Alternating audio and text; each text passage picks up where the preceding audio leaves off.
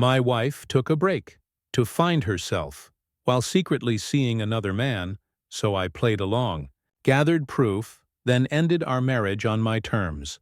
I'm a 32-year-old male, and I met Ella, a 30-year-old female, when I was 27.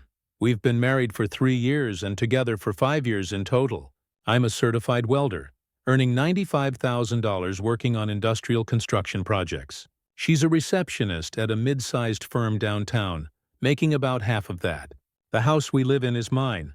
I bought it 2 years before we got married with money from my inheritance, and it's titled solely in my name. We split household expenses roughly 70-30, since I make about double her salary. She contributes to groceries, utilities, and home improvements, but the mortgage has always been my responsibility.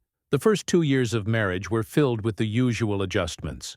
We figured out whose turn it was to do the dishes, argued about the thermostat, and planned vacations we couldn't quite afford yet. Ella wanted to go to Europe, while I wanted to pay down the mortgage faster. It was the standard newlywed adjustment period. The house is a 1950s ranch that I renovated myself. I pulled permits, did most of the electrical and plumbing work on weekends, added a workshop in the garage, refinished the hardwood floors, and updated the kitchen with granite countertops and stainless appliances. I invested about $40,000 and 2 years of sweat equity into it, and the current value is around $280,000 in a neighborhood that's been gentrifying rapidly. Things started to shift about 8 months ago when Ella reconnected with her college friend, Ashley. Ashley had moved back to town after a messy divorce, no kids, and was collecting $2,500 a month in alimony from some tech guy who apparently cheated. She was living in a trendy downtown loft, hitting bars every weekend, and posting Instagram stories about living her best life and not settling for less. My best friend, Stefan, immediately nicknamed her the Life Coach after meeting her once at a barbecue. Stefan has been my wingman since college. He's a software developer, brutally honest, with zero patience for drama and a dark sense of humor. He took one look at Ashley's designer handbag and fake eyelashes and called it immediately. Ashley was 28, bleached blonde, one of those women who thinks having an opinion about everything makes her interesting. She always smiled a little too long at me and laughed too hard at my jokes. I chalked it up to extroverted energy back then, and should have known better. She'd roll up to our house in her leased BMW, always dressed like she was going to a nightclub. She always had some new piece of relationship advice that sounded like it came from a daytime talk show. The woman was a walking red flag factory, divorced after 18 months of marriage, no job skills beyond spending someone else's money, and the kind of toxic positivity that made normal people want to jump off bridges. But she had Ella's ear. Suddenly, Ella started coming home with new ideas about relationships, how we were too comfortable, how marriage shouldn't feel like roommates, how successful couples challenge each other and keep the spark alive. All recycled garbage from whatever relationship podcast Ashley had discovered that week. The fight started small. Why didn't I plan more spontaneous dates? Why was I always working late? Why didn't I get jealous when other guys talked to her at parties? Classic manufactured drama, but I didn't recognize it yet. I was working on a major commercial project, a 12-story office building downtown that was 3 months behind schedule and $200,000 over budget. It was the kind of job that makes or breaks careers in my field. I was putting in 60-hour weeks, sometimes working Saturdays, trying to keep the project from becoming a complete disaster. But according to Ashley's relationship philosophy, my commitment to keeping us financially stable was actually proof that I didn't care about our marriage. You can't make this stuff up. By December, we were fighting twice a week, always following the same pattern. She'd pick something minor, escalate it into a character assassination, and then act confused when I didn't engage with the hysteria. I'd try to problem solve. She'd accuse me of being emotionally unavailable. The Christmas fight was about the tree. I had worked a 12-hour day dealing with structural engineers and city inspectors. I came home exhausted, and she was upset that I didn't seem excited enough about the tree she bought. It wasn't that I didn't like it, but I just didn't seem excited enough about it. Stefan summed it up perfectly. She was manufacturing problems because her divorced friend told her that marriage should feel like a reality TV show. I started working later, partially because of the project deadline, but mostly because home felt like walking through a minefield. She took that as proof I didn't care about our marriage, a classic catch-22. What I didn't realize was that Ashley wasn't just poisoning my wife's mind with relationship advice, she was actively encouraging her to explore new avenues, which set off a chain reaction in our lives. The breaking point came on a Thursday in January. I got home around 7 p.m., which wasn't even that late, and found Ella sitting at our kitchen table. She looked like she had been rehearsing something all day. She had already eaten dinner without me, which was new. We used to wait for each other, even if it meant eating at 8 or 9 p.m. I grabbed some leftover Chinese food from the fridge and sat down. The sweet and sour pork was cold, but I was hungry enough not to care. "I've been thinking about us, about where we're headed," she said. "I think we should take a break." I stopped eating. A break. Not permanent, just a week or two to see how we feel apart. To remember why we fell in love. I knew exactly where this was coming from. Ashley had been feeding her this line for months.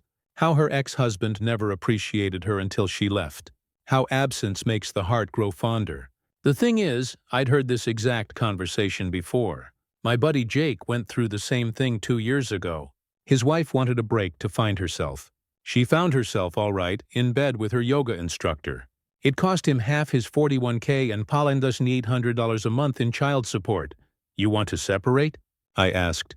"I want us to pretend we're not married for a little while. See if we miss each other. See if you'll actually fight for us." And there it was, the real agenda. This wasn't about taking space. It was about making me dance for her attention. Making me prove my love through panic and desperation. I looked at my wife of 3 years sitting there with her rehearsed speech and her manipulation tactics from her train wreck friend, and something inside me just went cold. Instead of arguing or begging, I just shrugged. "Okay," I said. She blinked. "Okay, if that's what you want." The disappointment on her face was immediate. She'd expected me to argue, to beg, to make some grand gesture. Instead, I just nodded and went back to eating my leftover Chinese food as if she'd asked me to pick up milk on the way home. That's when I knew our marriage was probably over. Not because of the break request, but because she was disappointed I didn't fight her on it. She wanted drama more than she wanted to fix anything. I texted Stefan immediately after she went to bed. "Ella wants to take a marriage break." His response came back in 30 seconds. "LOL, let me guess. The life coach's idea. What's your move?" "Going to let her have her break. See what happens." Smart. Nothing says I love you like manufactured relationship tests. It turned out Stefan was optimistic about the timeline. We established the rules that night. 2 weeks of acting like we weren't married. She'd stay with Ashley. No contact except for house stuff or emergencies. We'd reassess after 14 days.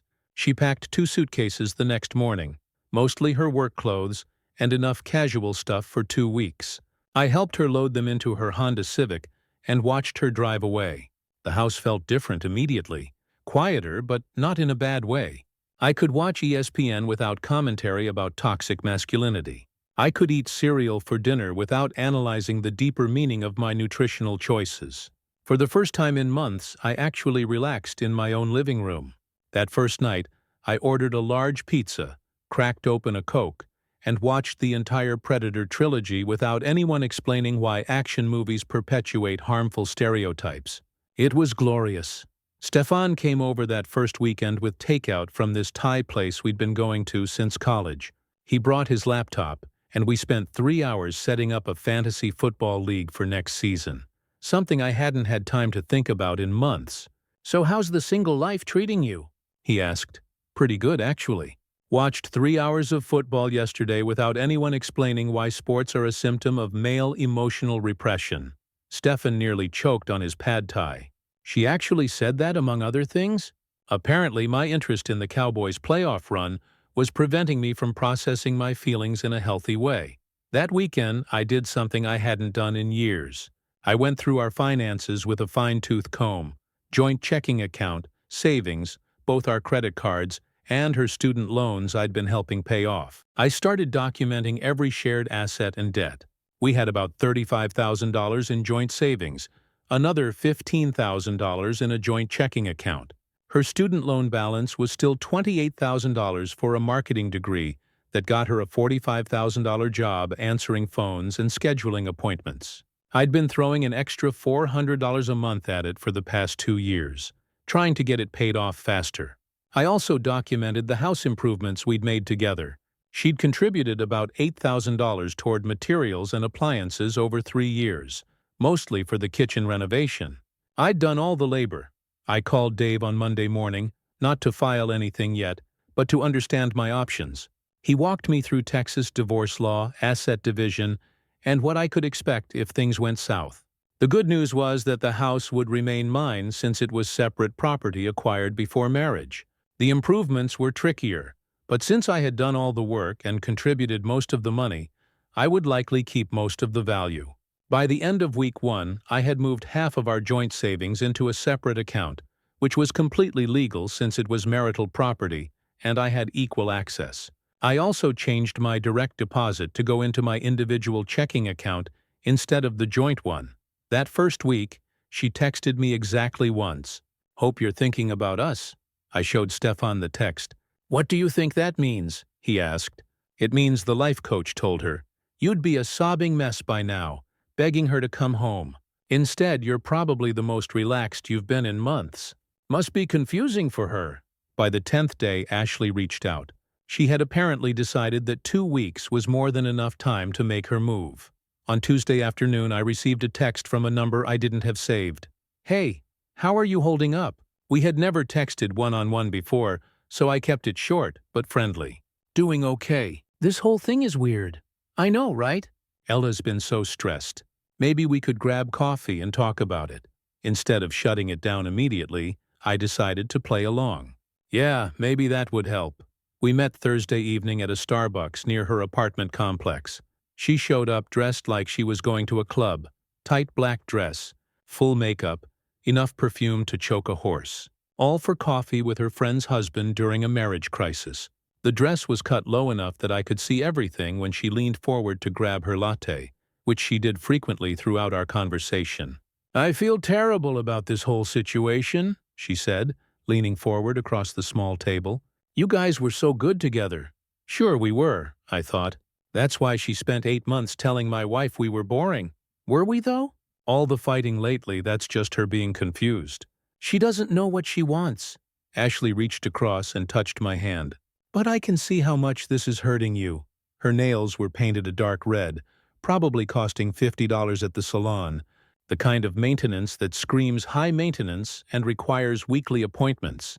I let her keep contact for a few seconds before pulling back. "It's been rough. You know, if you ever need someone to talk to, I'm here day or night." The conversation continued for an hour. She talked about how I deserved better, how Ella didn't appreciate what she had, and how if she were married to someone like me, things would be different. When we left, she hugged me longer than necessary. This was really nice. "We should do it again soon." I drove home and immediately called Stefan. "Dude, you're not going to believe this." Let me guess.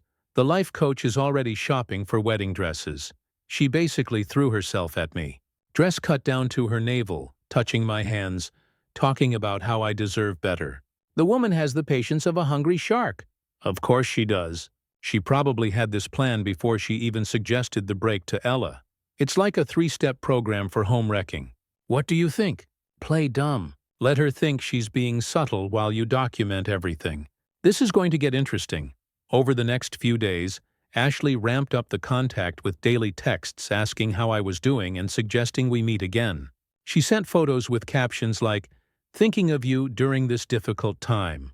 The photos were obviously calculated.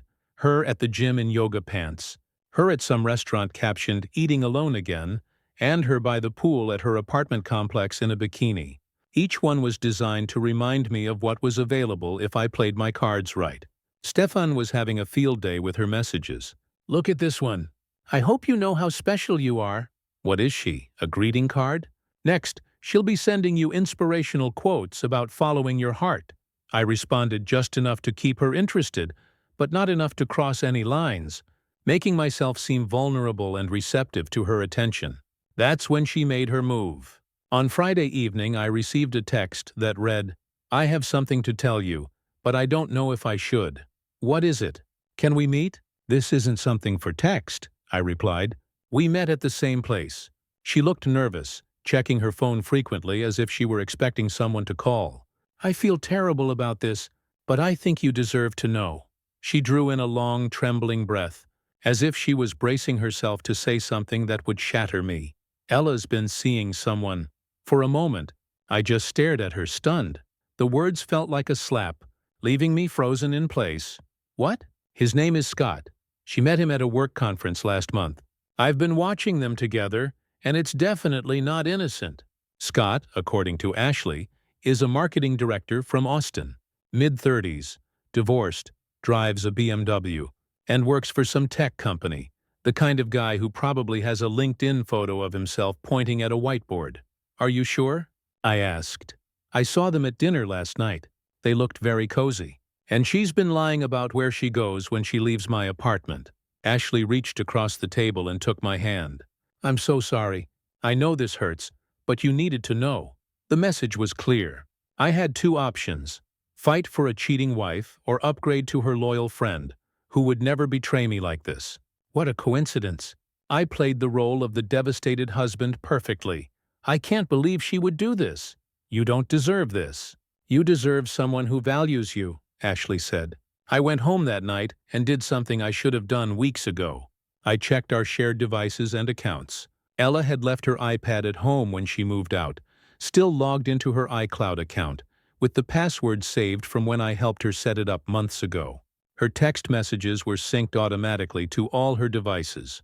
What I found was 3 weeks of conversations with Scott, starting innocent enough with work industry gossip and complaints about a client who couldn't make up his mind about branding colors. But by the second week, it had turned personal. She complained about our marriage, how she felt unappreciated, and how talking to him reminded her what it felt like to be desired. The recent messages were explicit: plans to meet, discussions about their connection, and photos I definitely didn't want to see. The timestamps showed she'd been texting him during our break, including right after she sent me that message about thinking about us. I screenshotted everything and backed it up to my personal cloud storage. 47 messages over 3 weeks, including a dozen photos and several voice messages I didn't have the stomach to listen to. Then I checked our joint credit card statements online. There were 3 expensive dinners at restaurants across town in the past week, places I'd never heard of, with names like Meridian and the Capitol Grill, a hotel charge from 2 nights ago at the Omni. Downtown, $208 for 1 night, all on dates when she told Ashley she was going to Target or meeting work friends. The hotel charge was the smoking gun. She'd used our joint visa to pay for a room where she was hooking up with another guy while asking me to wait for her, like some kind of backup plan. I called Stefan. I found it. She's been hooking up with some guy from Austin. No way, he replied. Credit card receipts, hotel charges, and 3 weeks of text messages planning their hookups. It's all here. Damn. So she convinced your wife to take a break so she could cheat, then came running to you with the information like some loyal friend.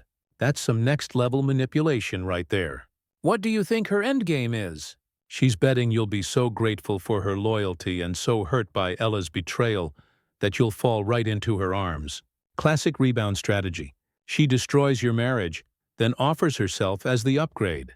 Well, she's about to find out how that works out for her. I called Dave first thing Monday morning. I have evidence of adultery, text messages, hotel charges, restaurant receipts. Good. Bring everything to my office. We'll prepare the papers.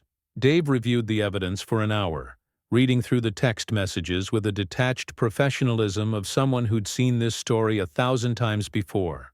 The text messages are damning. The financial records support the timeline, and everything was legally obtained. With this evidence, you're looking at keeping the house as separate property, 60 to 65% of joint assets, and no spousal support obligation. She forfeited her rights when she committed adultery. How long to prepare everything? Give me 3 days. I want this airtight. Those 3 days were probably the strangest of my life. I went to work like nothing was happening, managing the construction project that was finally back on schedule and under budget. I came home to my quiet house, ordered takeout, and watched TV without anyone critiquing my entertainment choices. Meanwhile, I kept up the devastated husband act with Ashley, letting her comfort me about the terrible news she delivered. Listening to her talk about what a terrible friend Ella had been to both of us. "I can't believe she would do this to you," Ashley said during another coffee meeting. "After everything you've done for her. Some people just don't appreciate what they have." "Exactly," I said, playing my part. "But maybe this is happening for a reason. Maybe you needed to see who she really was." She reached across the table and took my hand. "And maybe I needed to see who you really are, too." Stefan nearly choked when I told him about that conversation later. She actually said that with a straight face. "Maybe I needed to see who you really are." What is this? A romantic comedy? Next, she'll be talking about destiny and soulmates. Thursday morning, I served Ella with divorce papers at her office, a professional process server, completely by the book. The papers included selected text message excerpts and financial records showing the affair. Her call came within an hour. "What the hell is this?" "Divorce papers with evidence of adultery. This was supposed to be a temporary break. We were going to work things out. You worked it out with Scott instead. Hope that night at the Omni was worth $280. The silence was deafening. I could practically hear her brain trying to figure out how I'd found out about the hotel. "How did you—" "Your iPad syncs to iCloud. Every text message, every photo, every plan you made with him. I have 3 weeks of evidence. You went through my private messages." She tried a few more angles. The break gave her permission. She was confused. She never meant for it to go this far. "None of it mattered. This is insane. It was just texting. The hotel receipt says otherwise. So do the restaurant charges." Another long silence. "You can't just end our marriage over this." "I'm not ending our marriage. You did that when you started hooking up with Scott, while asking me to wait for you like some kind of backup plan." But her next response really showed her true colors. Instead of apologizing or showing any remorse, she went full nuclear. "You know what? I'm glad I did it. Scott actually cares about me. He doesn't just grunt at me when he gets home from work. He takes me places and buys me things and makes me feel special with our joint credit card. Whatever. At least he has a real job, not just some grunt work that gets you all dirty and gross." There it was. 3 years of marriage and she drops the mask completely. Suddenly, my welding career that paid for everything was just grunt work. The same job that bought her car, paid for her vacations, and kept her student loans current. A grunt who makes twice what you make answering phones for. Now Scott's already talking about getting me a better position at his company in Austin, where people actually have ambition. Good luck with that. Hope Scott knows what he's signing up for. He appreciates me. Unlike you, he appreciates having his hotel bills paid by someone else's husband. Real romantic. She hung up on me. Stefan was dying when I told him about the conversation. She actually called welding grunt work, the same welding that's been paying her bills for 3 years. And now she's planning to move to Austin with this guy. That woman has completely lost her mind. The divorce process took 4 months. Ella tried every angle. The break gave her permission. The emotional affair wasn't physical until the hotel receipts proved otherwise, and her mouth slipped. She was confused and manipulated. None of it stuck. Her lawyer was some woman who specialized in women's rights and divorce proceedings. Didn't matter. Evidence is evidence, and Texas law is clear about adultery. But Ella's true nature came out during the proceedings. Instead of showing any remorse or trying to negotiate fairly, she demanded half of everything, including the house. When her lawyer explained that adultery affected property division, she threw a tantrum in the law office that got her temporarily banned from the building. During this time, Ashley kept up her supportive friend act with military precision.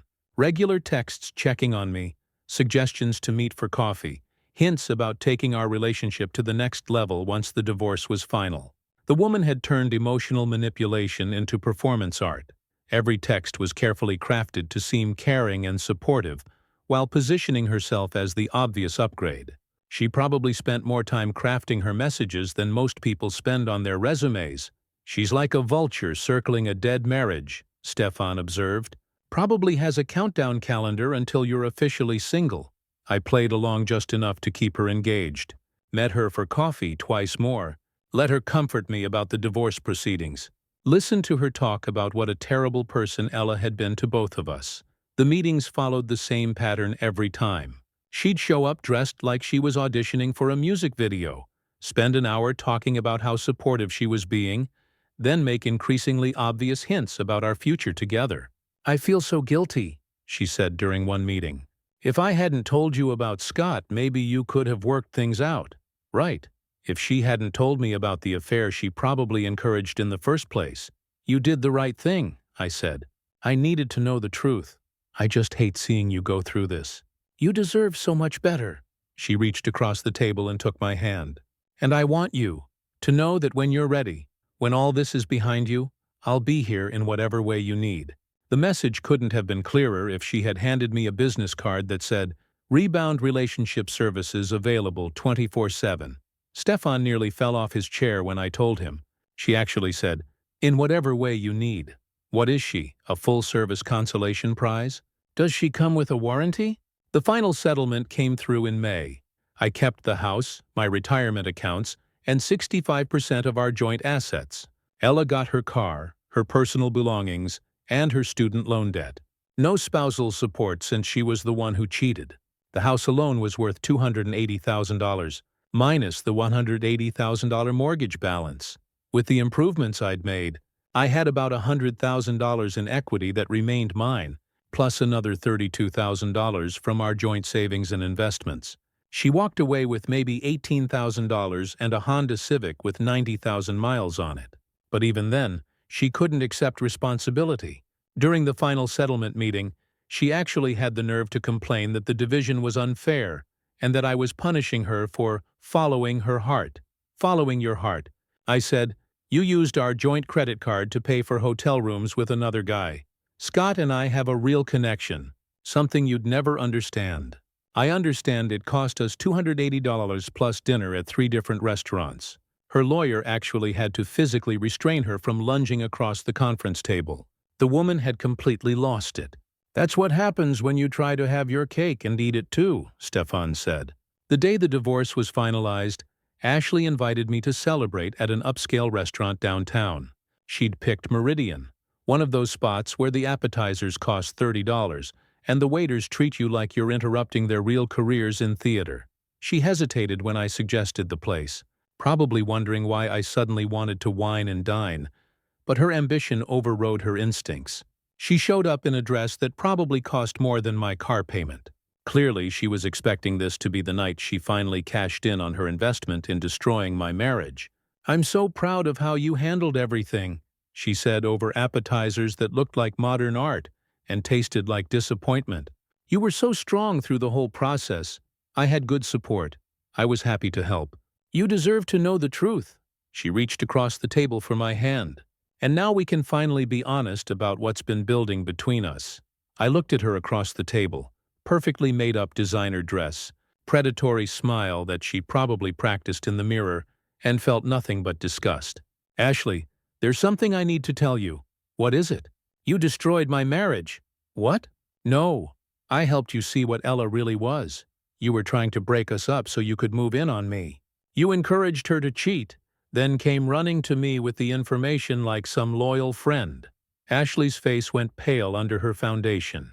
For the first time since I'd known her, she looked genuinely surprised. "That's not— I would never." "You absolutely would. And you did. You manipulated a woman into destroying her marriage because you wanted her husband. I cared about both of you. I was trying to protect you from getting hurt worse. You were protecting your own interests. You saw an opportunity and you took it. I stood up and dropped 2 $20 bills on the table. The saddest part is that you actually think I'd want to be with someone capable of what you did. Where are you going? We haven't even had dinner. I'm going home alone to my house that I kept because I was smart enough not to trust people like you. What about us?" I looked down at her, still sitting there in her expensive dress, finally understanding that her elaborate manipulation had gotten her exactly nothing. "There is no us. There never was. You're a toxic person who destroys relationships for your own entertainment. But I helped you. I told you the truth about Ella. You told me the truth about an affair you encouraged her to have. You created the problem, then offered yourself as the solution. That's not help. That's sabotage with a marketing campaign. But I wasn't done yet. I had one more card to play. An hour earlier, I had texted Ella. Ashley wants to confess something about Scott. Said it's important and you need to hear it. She bid instantly. 10 minutes into dinner, she walked through the restaurant door, eyes already scanning for blood. What's she doing here? Ashley's voice went up an octave. Ladies, you two have a lot to discuss. I'll leave you to it. I stood up and walked toward the exit, but not before calling Stefan. Dude, you need to get down to Meridian Restaurant right now. What's happening? The life coach is about to get a performance review from two very upset women. I could hear Ella's voice rising behind me. You set me up with Scott, she shouted. It wasn't like that, I replied. I was trying to help you. Help me? You destroyed my marriage so you could steal my husband. I made it to the parking lot just as things got really interesting. Through the restaurant windows, I could see both women standing now gesturing wildly. Other diners were starting to stare, phones coming out to record the show. Stefan pulled up just as the real entertainment began. Holy crap, they're going at it, he said, getting out of his truck. This is better than pay-per-view. Ella's voice carried clearly through the glass. You've been planning this for months. He doesn't even want you. He chose me. He just rejected you, you delusional psycho. That's when Ashley threw something that looked like her water glass. It shattered against the wall behind Ella, who responded by grabbing Ashley's designer purse and dumping the contents all over the table. Oh, this is getting good, Stefan said, already dialing 911. Hello, police. I'd like to report a disturbance at Meridian Restaurant downtown. Through the window, we watched Ashley lunge across the table at Ella, who grabbed her by the hair. They both went down, taking half the table setting with them. Other patrons scrambled away from their table as plates crashed to the floor. Should we go help? I asked. Help? Dude, this is the best entertainment I've had all year. They're both getting exactly what they deserve. The restaurant manager appeared, trying to separate them, but Ashley shoved him away and went after Ella again. Ella responded by throwing what looked like a breadbasket that caught Ashley square in the face. By the time the police arrived 5 minutes later, both women were on the floor, hair disheveled and makeup smeared, still screaming at each other while the restaurant staff tried to restore order. Several other diners were filming with their phones. Both officers exchanged looks, the kind that said they had dealt with this type of situation before. Ladies, you're both under arrest for disturbing the peace and assault. Stefan and I watched from the parking lot as they cuffed both women and loaded them into separate patrol cars, still yelling at each other through the windows. They spent the night in county holding. Apparently, screaming in public and hurling dinnerware isn't covered by girl drama, as Stefan said, was absolutely beautiful. I received a call the next morning from Ella, calling from the county jail. This is all your fault, she said immediately. How exactly is your bar fight with Ashley my fault? I asked. You set us up. You planned this. I told her the truth about what she did to our marriage. What you two did after that was entirely your choice. We both got arrested because of you. You both got arrested because you decided to have a cage match in a public restaurant. That's on you. But she wasn't done being entitled. You need to bail me out. I'm your wife. Ex-wife, as of yesterday. No, I don't need to do anything for you. I don't have anyone else to call.